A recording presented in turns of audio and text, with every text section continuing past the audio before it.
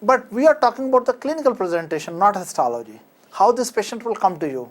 This patient will not come to you with early situations, rather because his glomeruli are getting blocked with these crescents, he will develop rapidly progressive loss of kidney function.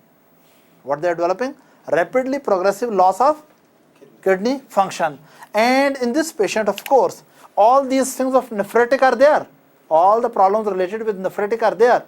But at the top, so much urea, creatinine and other products are accumulated in the blood that clinical features of renal failure become apparent. And previously, what happened, that there were biochemical disturbance in the blood. In case of nephrotic, you remember urea and creatinine was accumulating in the blood. So that was azotemia. Azotemia means that due to reduced renal function, azotemia means due to reduced renal function, or what is there? There is disturbed blood chemistry. But this situation is advanced. Blood chemistry is so much disturbed that signs and symptoms of renal failure appear. For example, potassium in the blood become very high and arrhythmias may start. Uremic pericarditis may develop. Uremic enteropathies may develop. Uremic, you can say, central nervous system features develop. Uremic frost may come on the skin. I want to know what is uremia. Yes. What is uremia? Yes, please. And look, all of you have heard the word uremia. So what is uremia? Don't tell me urine in blood. No, obviously it's an increase of the normal levels. What is uremia? Nephrology. Very simple. When due to renal dysfunction, blood chemistry is so much disturbed, the signs and symptoms of failure appear. We say azotemia has been converted into uremia. So what is the difference in azotemia and uremia?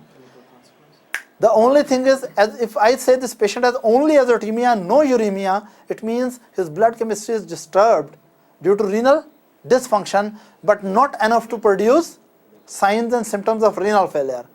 But when due to reduced renal function, blood chemistry is so much disturbed that patient develops multiple clinical features of renal failure, then that syndrome is called uremia. So this patient will develop uremia, or simply we say this patient will develop renal failure. He will develop renal failure, and this renal failure develop in a short time or very long time? In a short time, with heavy injury, very short time, kidney failed, rapidly progressive. Every week they are getting more and more advanced failure, right? So there are many names for this condition, right? They call it Crescent glomerulonephritis or glomerulopathy, or some people call it rapidly progressive glomerulonephritis. The glomerulonephritis is becoming very rapidly progressive.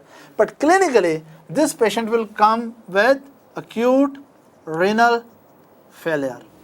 So acute renal failure, because it is over the few days and weeks, kidney function fails significantly. So we say patient is suffering with acute renal failure. So how many phases of glomerular injury you know? Glomerular injury may produce selective proteinuria, or it may produce non-selective proteinuria. Even, I did not mention, sometimes few areas in glomeruli are injured, but big areas of injury. Patient may develop hematuria. So hematuria is also one feature of somewhere here, hematuria, that there is severe injury to glomeruli, but only few points. So patient may develop only hematuria. But if there are severe injury with a lot of points, patient will develop nephrotic. Is that right? And if there's severe injury, very intense and very rapidly, patient's clinical situation deteriorate and patient develop the altered biochemistry of blood as well as clinical feature of renal failure, we say acute renal failure, right? But underlying problem may be like this. And after that, the last end stage kidney. Anyone, listen now very carefully, anyone who has glomerular injury moderate to severe, but for long time, maybe patient with nephrotic, maybe patient with nephritic, or this may become prolonged. Any one of the injury, either it is moderate injury or it is severe injury, if it continues to glomeruli over the years, what will happen? When inflammatory cells and inflammation is there for very long time, then inflammatory cells start producing growth factors. Inflammatory cells start producing growth factors, especially for proliferation and activation of fibrocytes and fibroblasts. So regardless of whatever the original cause of injury, originally patient may develop nephrotic, or patient may develop nephritic, or patient may develop rapidly progressive situation, whatever he developed. If it is not controlled and it goes over the years, in all these patients who are becoming now chronic patients, there may be significant activation of fibrocytes and fibroblasts, and they start laying down the collagen in glomeruli, and glomeruli become collagenized. Do you think if they become fibrotic and collagenized, will they work? No. And do you think you can reverse their function? No.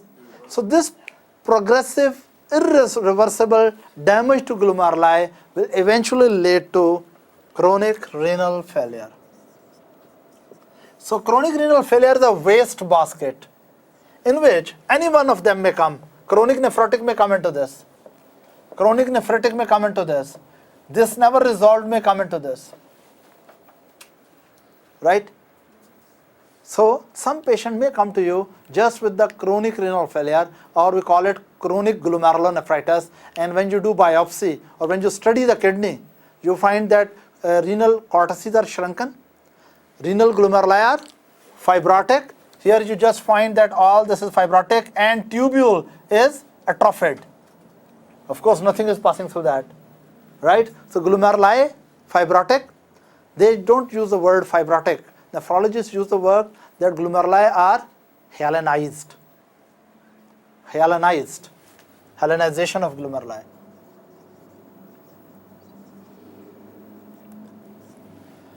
Right? So what really happens that anyone who is having injury to glomeruli, it may be mild or it may be moderate or it may be severe, but if it lasts for too long, then inflammatory cells start producing growth factors, and if those growth factors severely stimulate the fibrocytes and fibroblast process, then glomeruli are replaced by fibrotic points, right? And when glomeruli become fibrotic, their dependent nephron tubules become atrophied, and we say there is chronic renal failure.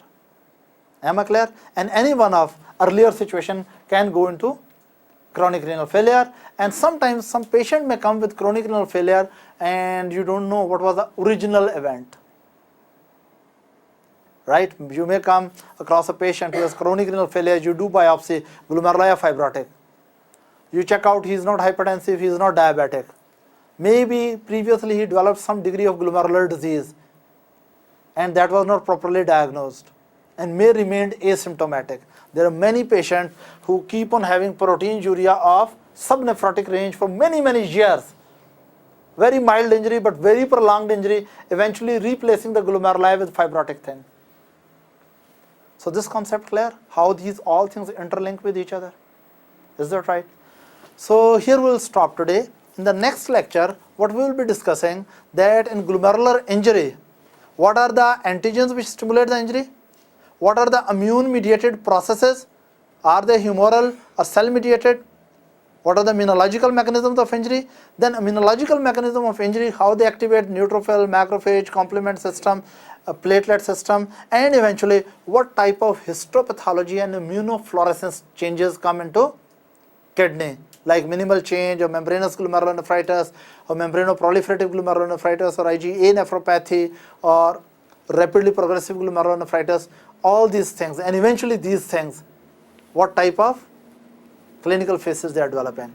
So we have just discussed injury and clinical phases. We have not discussed why injury occurs, how injury occurs, and what changes in the glomeruli are brought into different type of injury.